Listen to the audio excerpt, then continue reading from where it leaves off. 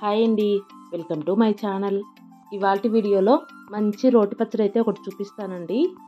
జలుబులు చేసి నోటికి ఏమీ తినబుద్ధి కానప్పుడు ఇలా పచ్చడి చేసుకొని తిన్నారంటే పుల్ల పుల్లగా కారం కారంగా చాలా బాగుంటుంది.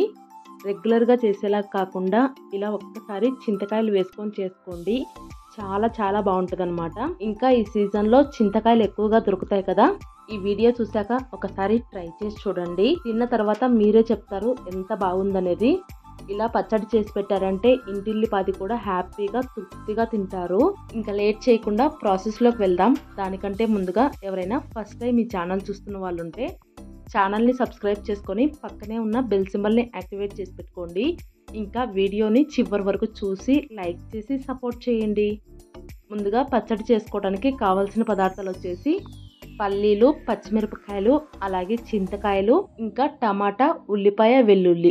ఇప్పుడు వీటన్నింటితో టేస్టీగా పచ్చడి ఎలా చేసుకోవాలనేది చూసేద్దాం పదండి. ఫస్ట్ స్టవ్ పైన ప్యాన్ పెట్టుకొని చిన్న కప్పు నిండా పల్లీలు వేసుకొని పల్లీలని లో ఫ్లేమ్లో ఫ్రై చేసుకోండి. ఎప్పుడు చెప్పినట్లుగానే పల్లీలు ఎంత బాగా ఫ్రై అయితే పచ్చడి టేస్ట్ అనేది అంత బాగుంటుంది. పల్లీలు ఇలా ఫ్రై అయిపోయిన తర్వాత తీసేసుకొని సపరేట్గా ఒక ప్లేట్లో వేసుకొని చల్లారనివ్వండి.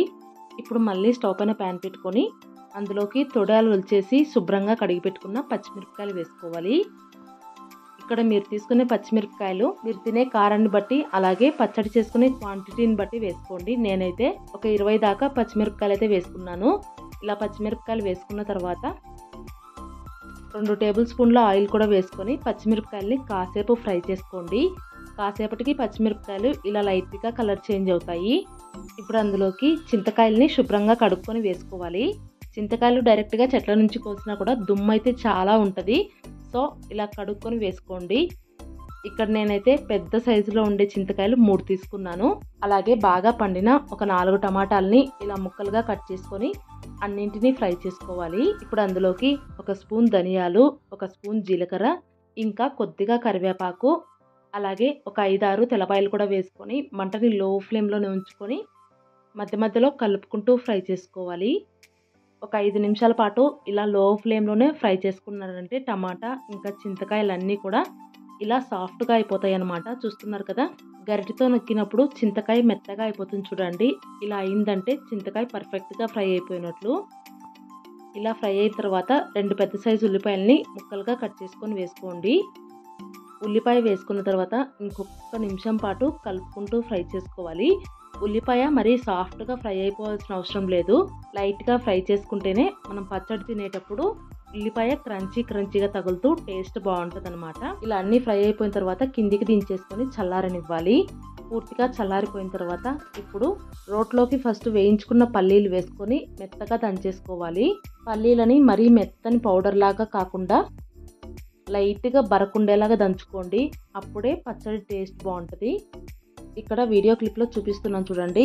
ఇలా దంచేసుకున్న తర్వాత ముందుగానే వేయించుకున్న పచ్చిమిరపకాయలు, టమాటాలు, చింతకాయలతో సహా వేసుకొని దంచుకోవాలి.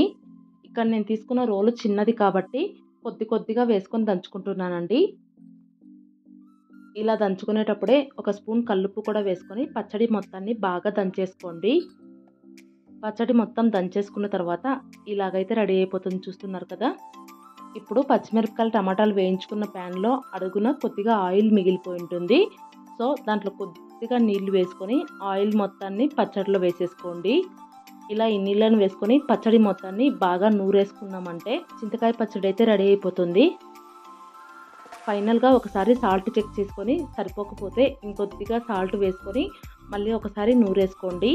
అంతే, ఇలా రెడీ అయిపోయిన పచ్చడిని రోట్లో నుంచి ఒక గిన్నెలోకి తోడేసుకోవడమేనండి. వేడి వేడి అన్నంలోకి ఈ పచ్చడి కాస్త వేసుకొని తిన్నారంటే అద్భుతంగా ఉంటుంది. ట్రై చేసి చూడండి.